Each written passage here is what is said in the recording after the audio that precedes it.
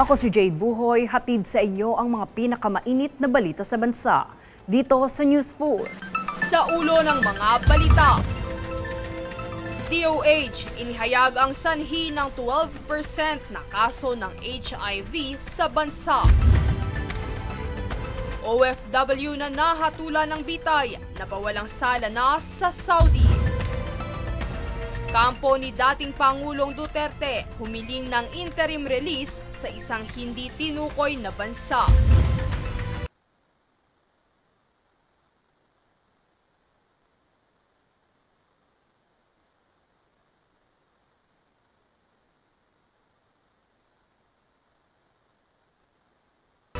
Senado, binabarya ang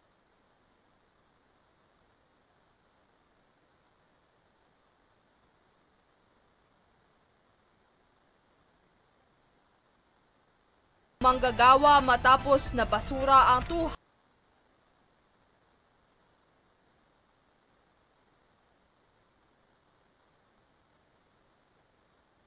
200 pesos wage hike ayon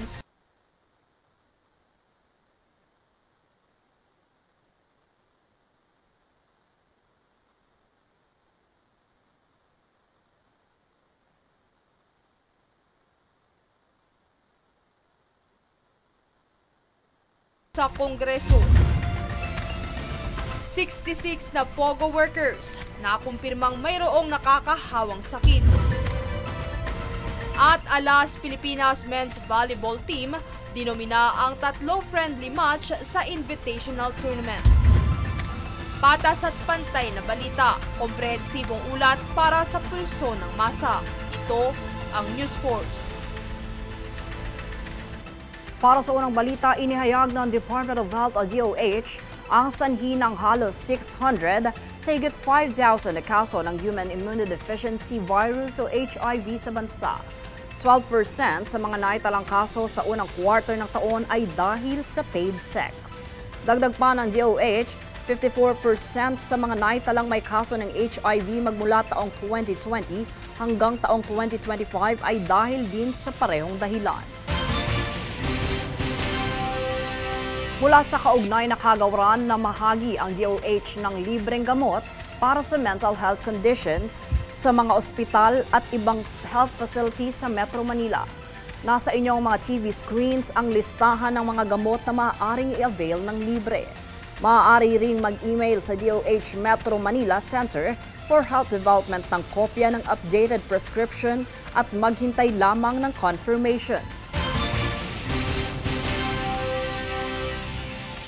Nakatakda na namang ilabas online ng COMELEC sa susunod na linggo ang sose ng mga kumandidato na politiko at partido nitong nagdaang midterm elections. Tunghayan ang ulat ni Princess Castro.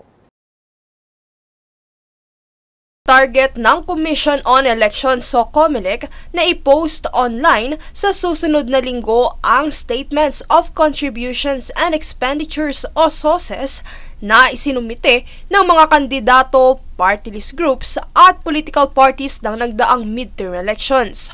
Ito ang tiniyak ni COMELEC Chair George Erwin Garcia nitong Huwebes sa isang online interview. Anya, hinihintay na lamang nilang aprubahan ng Department of Information and Communications Technology ang programang gagamitin para mailagay ang mga sose sa online. Ang naturang aksyon ay naglalayong maipakita sa publiko ang dokumento upang kanilang masuri at maging vigilant kung may itinatago ba ang mga kandidato. Sa ilalim kasi ng batas, 3 piso lamang para sa bawat rehistradong botante sa panahon ng kampanya ang ipinapahintulot na gastusin ng mga kandidato, habang ang mga partidong politikal at party list group naman ay maaaring gumastos ng 5 piso para sa bawat botante. Princess Castro, nag-uulat para sa Golden Nation Network.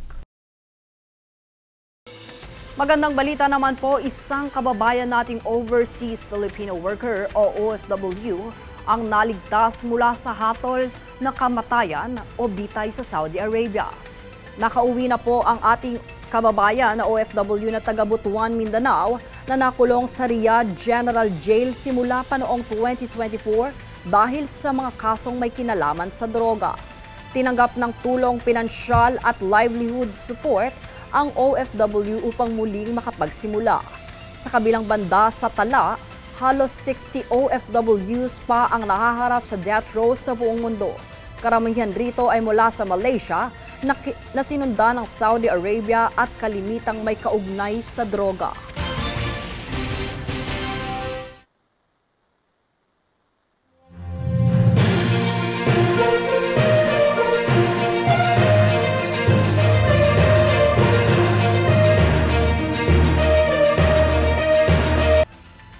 Sa ating ulat panahon, tuluyan na pong humina si Bagyong Auring, na ngayon ay isa ng low pressure area o LPA.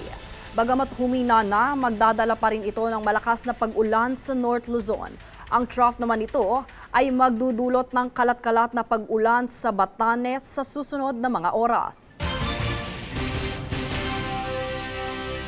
Susunod sa News Force.